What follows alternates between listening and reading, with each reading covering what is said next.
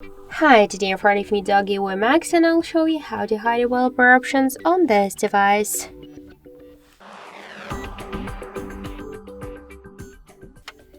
So first open the settings application and then scroll down to the system section. If developer options, if they are if this mode is activated, you will see him here in the system section. Just open them and click on the switcher to hide them. We should now restart the device to hide our developer options, so click to restart icon and wait a couple of seconds.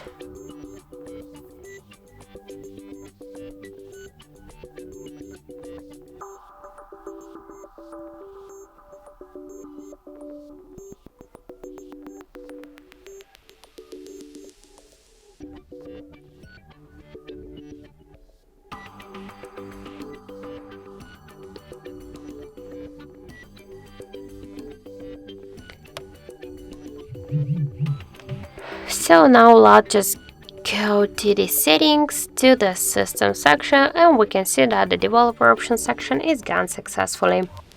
So that's it, thank you for watching, and if you find this video helpful, leave thumbs up and subscribe our channel.